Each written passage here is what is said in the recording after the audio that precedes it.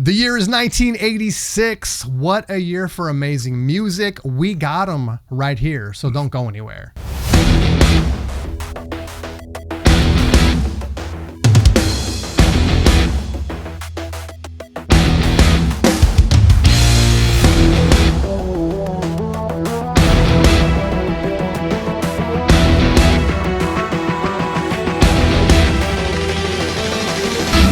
Dude.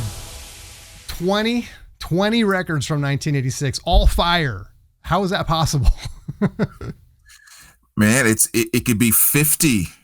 It's every year of the 80s, there's just so much. And like 86 is by far not a letdown in the 80s. It's not, dude. I know we kicked it off with 1982 last week, and I sort of, in my mind, 82 was one of those years, and I thought, well, you know, when you mentioned 86, I'm like, how's 86 going to stand up? And it just does, dude. It's so much great stuff. It just keeps coming. Definitely. Yeah, this is going to be another good one here. So just a lot of fantastic albums, just a lot of cool things that were going on in music at the time. So, yeah, definitely a great year to go through. Yeah, this would be a good one. We're going to kind of fly through this, guys. We know you're going to know most of these, but all we're trying to do is impress, go through year by year and just kind of impress just how great the 80s were. This is kind of our take on the 80s. This is kind of our defense of how great it was, and just take it one year at a time. So 1986 today, we got 20 records. Don't worry. We're going to jam through this, and maybe you'll find some hidden gems here, but this is going to be a lot of the usual suspects, right? Yeah, most definitely. And I have to kind of put this out here too, because 86 was one of those years where not only in pop rock it was amazing, but when it comes to like thrash and metal, 86 was also a gigantic year. So for all those that are thinking, we kind of intentionally stayed away from the metal side of things. So there's no Master in here. There's no Rain in Blood. There's like, all those amazing thrash albums that came out in 86. None of that's on this list. Just so you guys know. Set expectations. Exactly. Man, metalheads here that year and they just started to lose it. So I want to make sure we're clear on that. I know, man. We might have to do an all metal show at some point. All right, man, let's get down to it. And I know you're going to kick this off correctly, dude. What do you got? Well, I mean, if we're talking about 86, we have to dive into one of, again, love it or hate it, one of the absolute biggest albums from that year. And it has to be Bon Jovi's Slippery When Wet. I mean, you cannot get away from that album in 86. Of course, this is the alternate cover here. But, I mean, yeah, it was just one of those big, huge albums that was just perfectly made for the time, between MTV, very radio-friendly, music that the guys liked, music that the girls liked. You got a Pretty Boy, of course, out. Like everything that you needed to be big and rock in the 80s was just put into this album. And with amazing songs like Let It Rock, You Give Love a Bad Name, Living on a Prayer, Wanted Dead or Alive, Raise Your Hands. I mean, so many freaking hits on this album. Yeah, have no problem kicking off 86 with that baby right there. That's a perfect way to kick it off, man. The hits just keep coming. It did on that one. So what was your first pick? Well, my first pick, I think, is quite a departure from your first pick. And okay. What I got is a little Peter Gabriel's So. Yes. I say a departure, but at the same time, this had a lot of hits also, right? I mean, you got In Your Eyes, Big Time, Red Rain, Sledgehammer. I mean, just a lot of big stuff on here. And of course, they all hit MTV, or many of them did. And so, yeah, it's a really, this record I think was sophisticated, not just in the sense of the music, but as things moved on to MTV, they were sort of doing some new things that hadn't been done before. And yeah, I don't know, just one of those great albums that still sticks with me. It's got a lot of more sensitive songs on it, like Don't Give Up and Red Rain, but it also has some nice little singy, dancey tunes too, like Sledgehammer. So yeah, that's a killer album to come out of 86. Yeah, that album is almost darn near perfection from start to finish. That's definitely on my list. Yeah. And I love the way that how Peter Gabriel played in the MTV world and in the new wave world, but it wasn't just the same old cookie cutter stuff that was kind of being done at the time, which was great. But there was just so many flavors that he had inside of that thing. So great pick, man. Yeah. The next right. I'm going to go with here is kind of jumping to the, I guess, somewhat of the R&B side, but they really did kind of make their name in the pop world too. It's the one and only Cameo. Yes. I mean, again, the song Word Up, between clubs that you were at, commercials, just like, I mean, that song was everywhere. And of course, they also had the big hit Candy off of here and Back and Forth. I mean, just some really, really great tracks.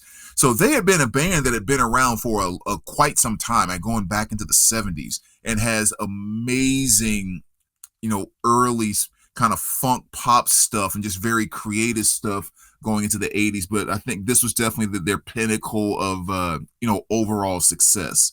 So definitely have no problem throwing that one on the list. I love that you brought it to the table today, dude. I mean, Candy and Word Up, two staples, 80s R&B staples, man. Just funky. Love those tunes. Love those tunes.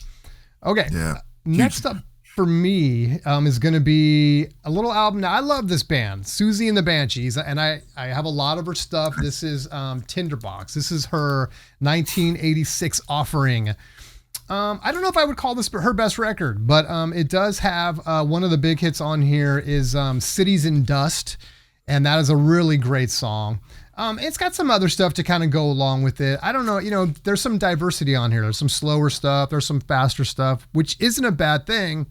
But I don't know if I'd call this her best record, but it is Susie and the Banshees.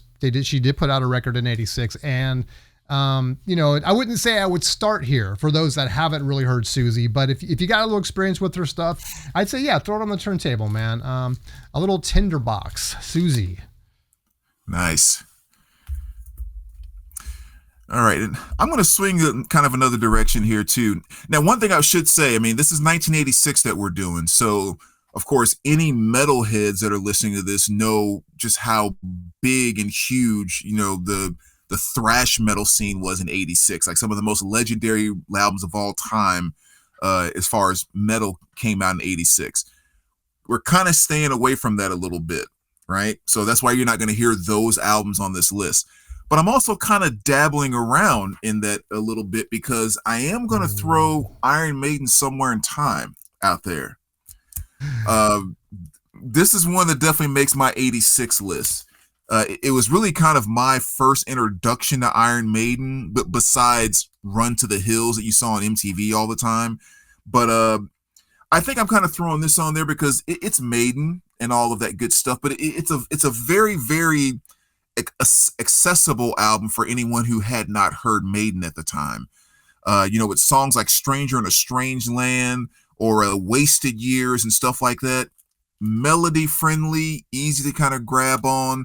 And still to this day, arguably, it's definitely tied for my favorite Iron Maiden album. So, to me, great album from 86 from Maiden there. Nice. I know how important that record is to your Iron Maiden lineage. So I'm glad we started it all, man. That started it all, baby. All right, well, I'll take another left turn right here. Another one of my favorite bands, man, from the 80s is going to be B-52s, and they got their record Bouncing Off the Satellites. Nice. Came out, and this is right after, I believe, the guitar player passed before this came out. Maybe not. I can't remember. Don't quote me. But he passed away just around this time. Maybe they released it after he'd passed away, but he actually does perform on this. Oh, wow. But yeah, this is a fun one, man. Summer of Love is a big one. That was a big MTV staple. I think people would remember, even if you're not into the B-52s. I think that was the big one. And Girl from Ipanema Goes to Greenland. Both of those tunes also really spotlight the singing talents of the two female vocalists, Kate and Cindy. And I just love this record, man. It's very, very catchy. It's got Nude Beach is a fun one. Housework is a fun one. This is a record that you can come in on. If you haven't really heard the B-52s much, I think even though this is maybe their second to last album, I think Bouncing Off the Satellites is a real nice record for somebody. So yeah, had to call that one out for 1986. Nice. All right. That's another great pick. This is another one too. I think I pulled a record for him for 82, which just kind of shows the way that he was just kicking you know what back in the 80s. But the Money Man. Money Man. Money Man. Eddie Money. This is Can't Hold Back. And again, just another guy that was kind of taking advantage and somewhat peaking for himself in the MTV video era. With awesome tracks on here like I Want to Go Back. It's just such a great Drake. I Can't Hold Back. The title track off of this. Take Me Home Tonight. Just kind of another just big rocking type of hit. Just the Money Man doing what the Money Man does. Just that perfect mixture of the pop rock, and he feels like he's rocking you really hard, like almost metal hard, but he's not. He's really still kind of doing it a poppy way, but he just delivered in a way that only the Money Man could do it.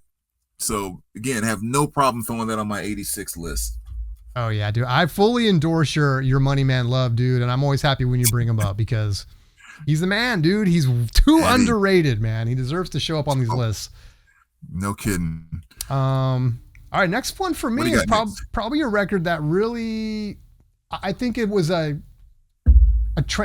breakthrough record, a transformative record for this band.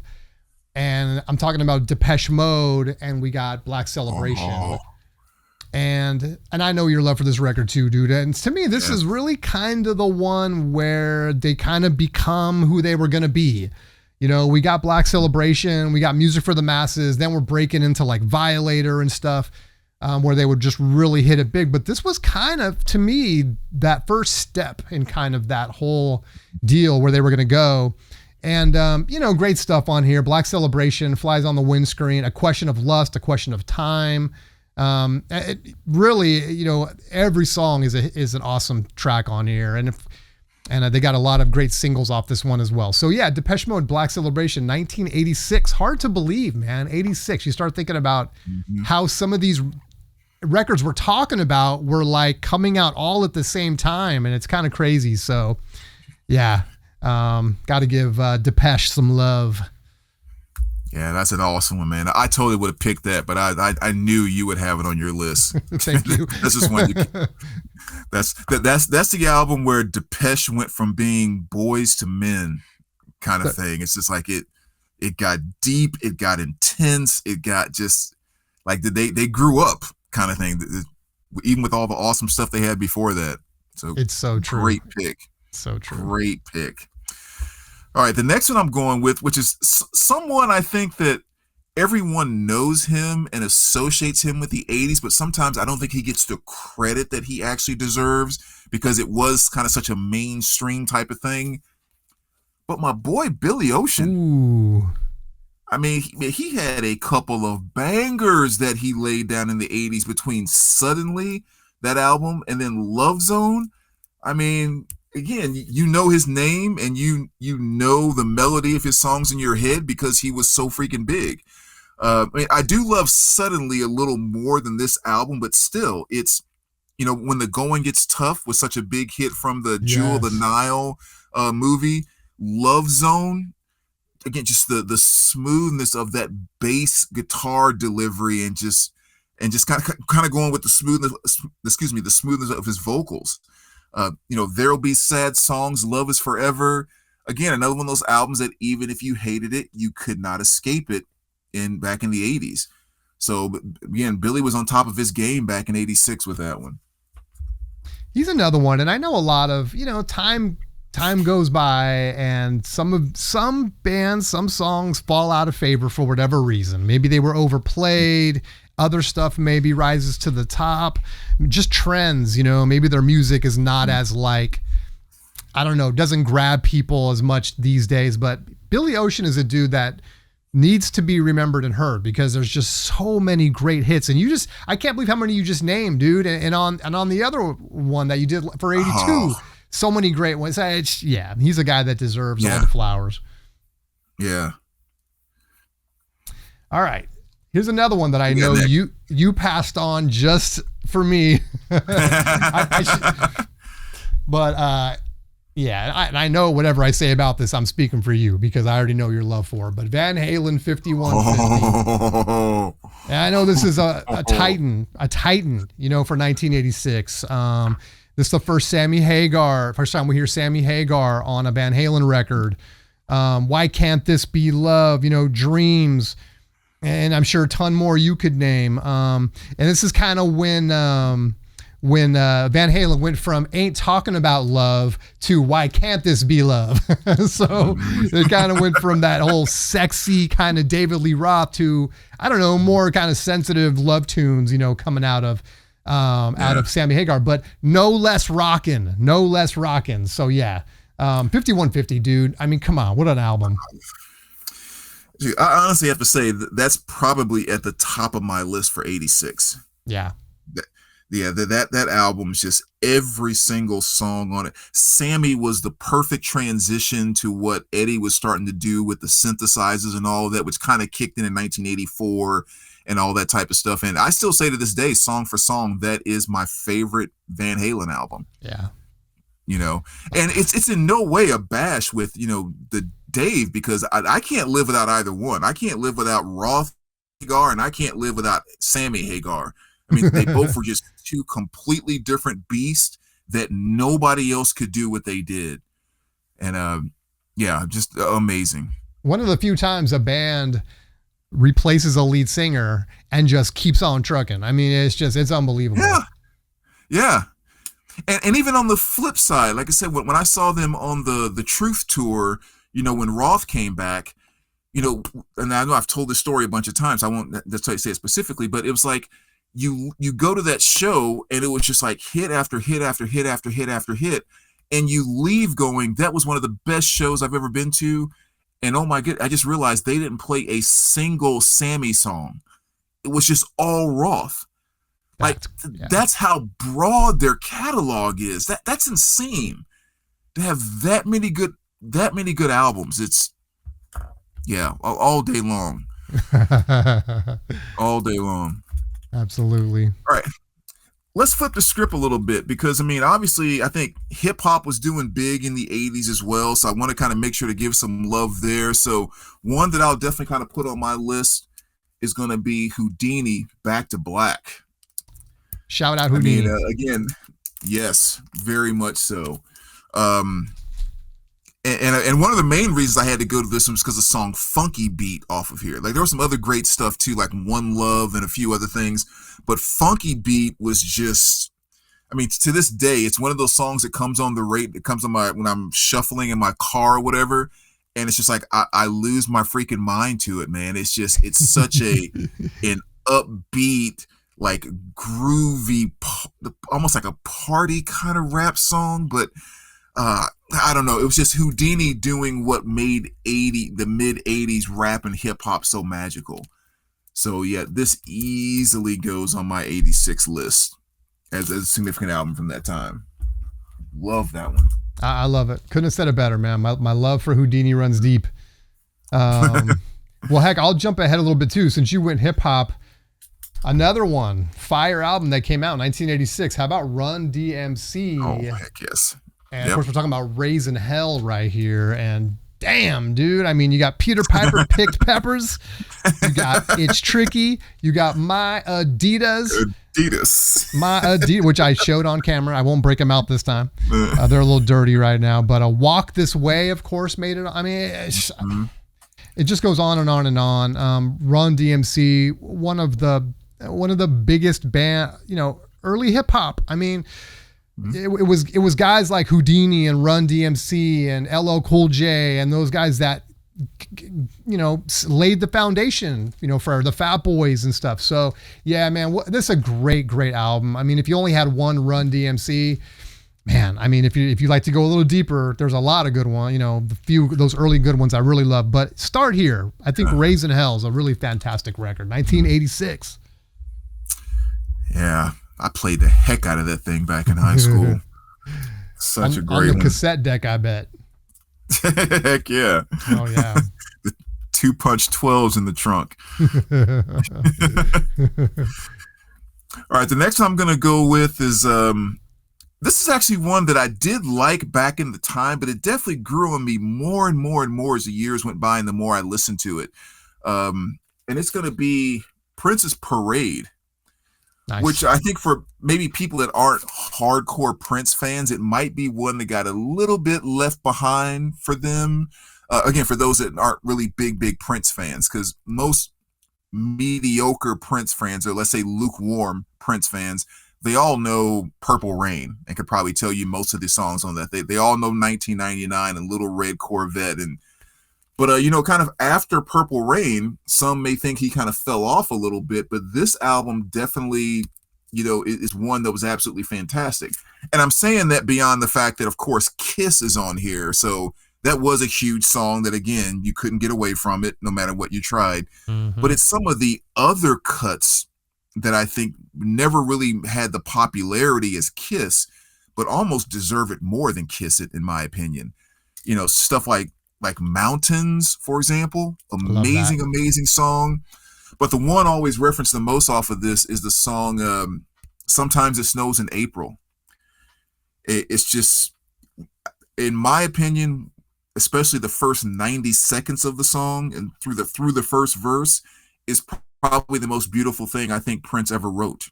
And it just shows the musicianship and just the amazing creativity that he had. Amazing track. So if you've never heard Sometimes It Snows in April, definitely make sure you check that out. 100%. Yeah, Mountains, just like you said, I think that was the B-side of Kiss, if I'm not mistaken. I used to have the single of it. Yeah, man, ain't no particular type I'm more compatible with. I just want your extra time. And those that don't happen to know, remember there was a movie that went with this. He was trying to kind of duplicate Purple Rain.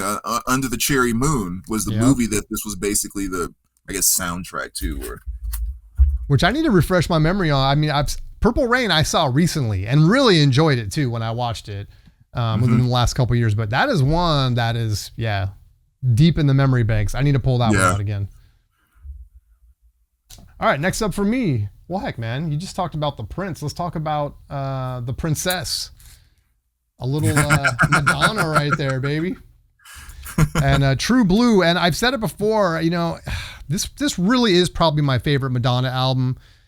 All things being equal. This got Papa Don't Preach, Open Your Heart, Live to Tell, and and maybe for her was actually getting a little more mature with her music and stuff from the earlier stuff. But I love this one. Live to Tell, which really kind of developed out of that film. I always forget the title of the film that was the soundtrack to.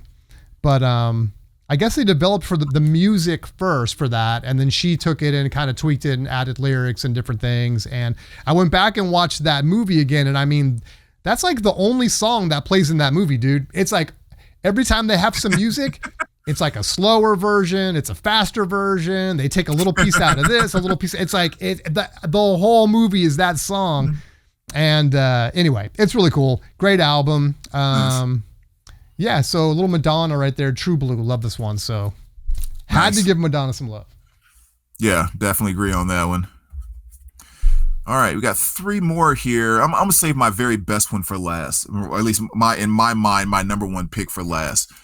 So why don't we go this time to the Talking Heads? Nice. Which again, I think there's a number of years you're gonna see them show up inside of this little series that we're doing because they were one of the bands that kind of almost kind of like from an underground artsy place kind of rule the 80s. But yeah, True Stories, 86, another kind of great one here. Just Talking Heads doing their strange thing, their strange creative type of thing. And of course you had the song Wild Wild Life, I think was probably the biggest hit off of this, but definitely another one that I have no problem repping is one of the great albums of that year as well. So I'll throw that in there. They're kind of sneakily sophisticated. It's like you can't deny like that their stuff is sophisticated, but it's really disguised in just fun music and beats and rhythms and harmonies and all that stuff. If you dig a little deeper, you can find that stuff there, but where it's a little more sophisticated. But yeah, man, it's just so good. That's so good. Yeah, that's a perfect way to describe them. All right, let's just go to straight out danceable, singable fun right here. We got a little Janet Jackson Control. Nice. As she comes in, it comes in hot with Control, Nasty. I mean, every tune on here. Nasty, What Have You Done For Me Lately? Pleasure Principle, When I Think of You. It's just, Let's Wait a While. Oh my gosh. It's fire. It's fire. When you start talking about just hit, punch, whatever, the weight class and pound for pound and all that stuff, it is a fire record. There's just so much great stuff on here. And total 80s cover. I do love that with like just the gold lines around this, I don't know. They would never do that now. But Janet Jackson Control, man. What more can I say, dude? She gave her brother a run for his money with this record right here. Heck yeah. I just spun that 2 days ago. Literally. Yes. Just spun that 2 days ago. Nice. Fantastic.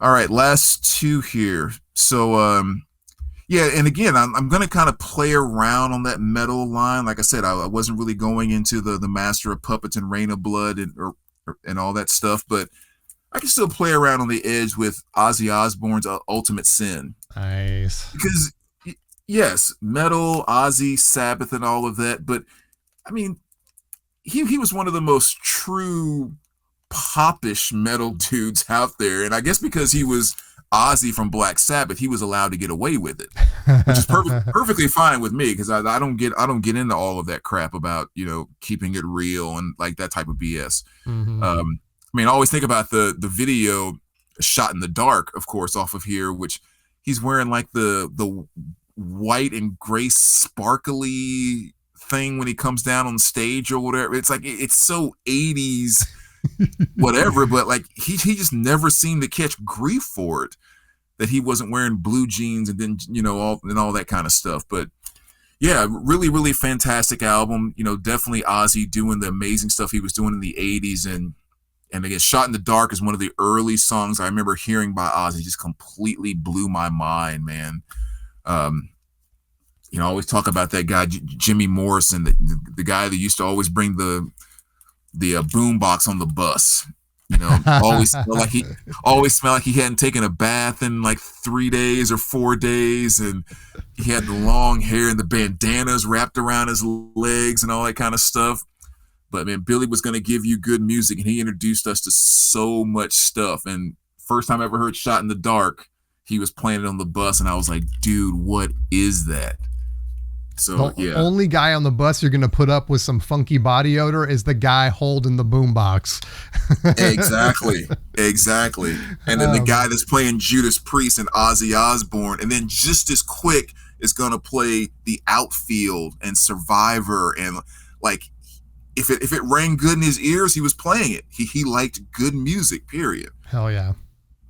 Well, it's funny, Ozzy, I almost think of him, just hearing you describe him a little bit, I always kind of think of him as like, he's always kind of been the godfather of like metal in a way. He's always been the kind of hunched over, kind of scurry around the stage. He wasn't one of these like, crazy diving here and diving there and running and all this. He had his own version of that. And it's like, he almost got away with it from day one.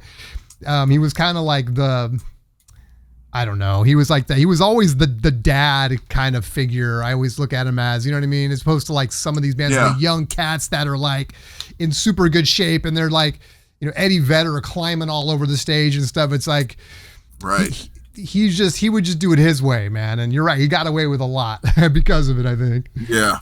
Yeah. I mean, I think everybody just appreciated and respected so much of what he did with Black Sabbath and what they brought to the table. It was like, this is just a dude that can't do any wrong. So whatever he does, we are cool with it. We're good with it. Yep. It's Ozzy, which is awesome. I think we need a little more of that, actually. 100%. Yeah. Okay. Next up for me, I love this. I got two left, and these are kind of two bangers for me. And this one's a banger because like I remember almost the day it came out. It was such an important record for 1986. Everybody had it in their car.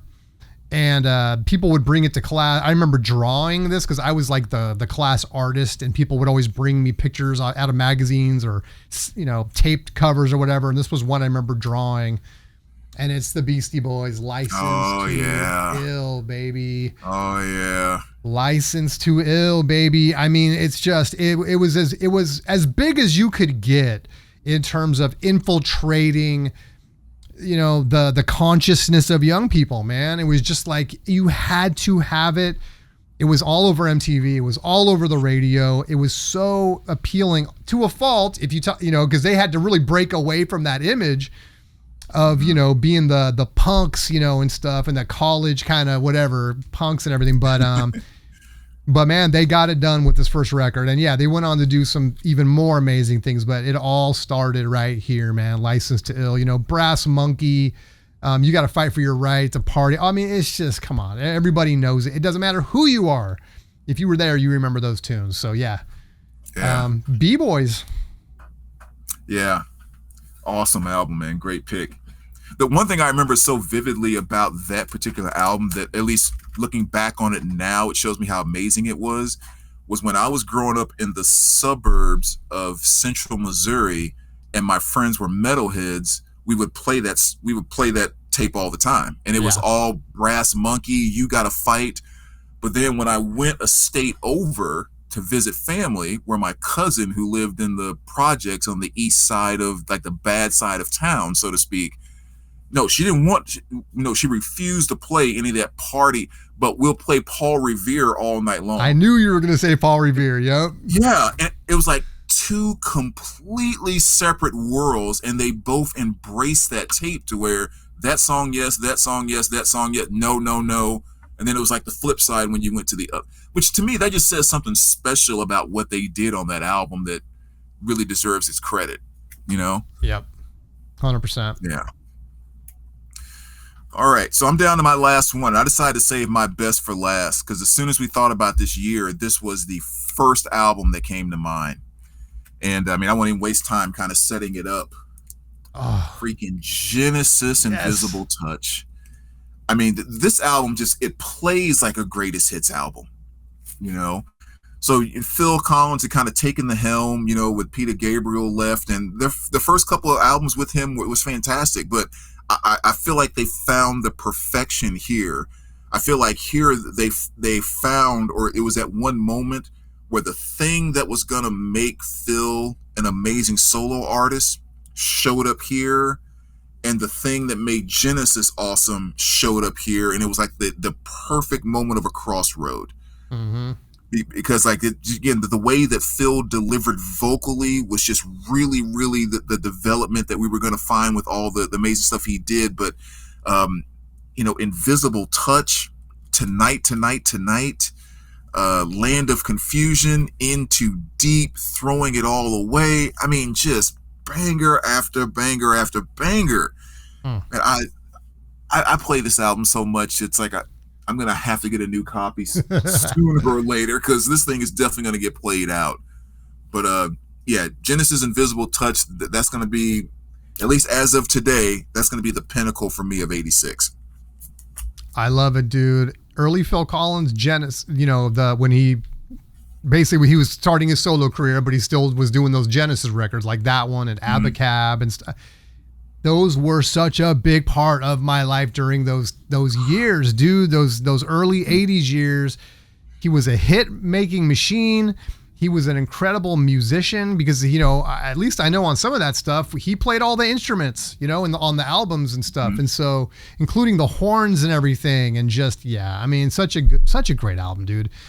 And another guy that, I don't know. I don't want to say he's fallen out of favor. And I guess you could say this about anybody, right? There's going to be somebody that hates on everything, but it's like, man, I just really give him his respect, dude, because, man, when he really picked up the reins when Peter Gabriel left, and again, it was just another, in my opinion, another case of somebody just, They didn't slip. They just kept on going, and Phil Collins was doing it his way, which was just as good or better than Genesis was before. I know people are going to hate that, but honestly, I think that Phil Collins Genesis, you complete the sentence. It just, that's the stuff that really sticks to me. So.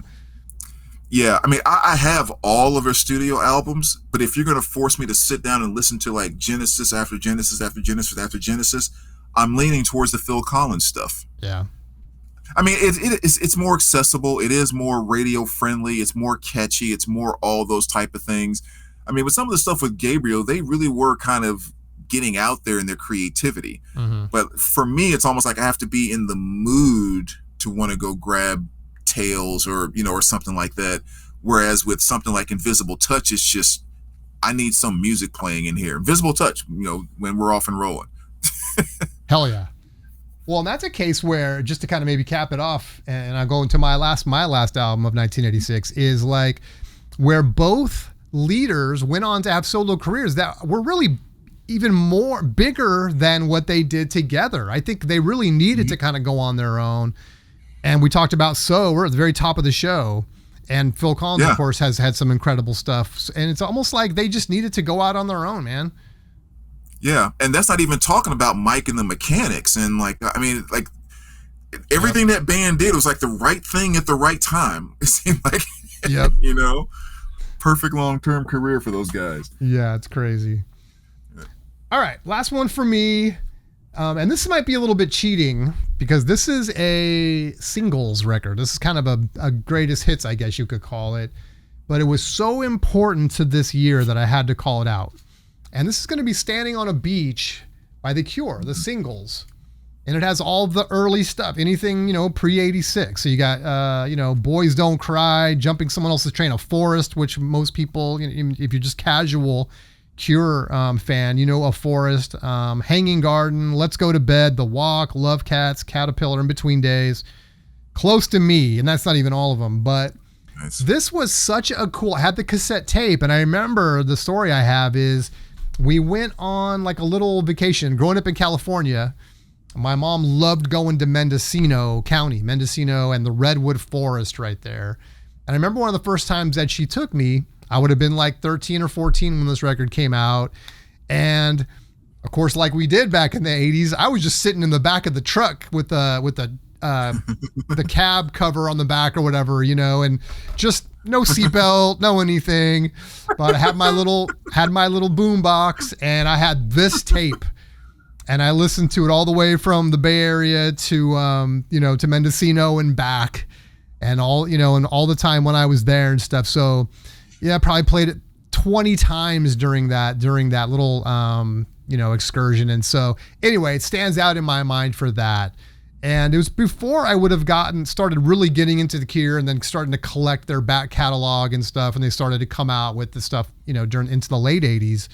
Like Disintegration, which was massive for me, and I went to the tour and everything. But before that, I had this, and so I would listen to all the singles and stuff. So anyway, that's my story about Standing on a Beach, the singles by The Cure, 1986, and just to cap off an amazing year, dude. I mean, damn.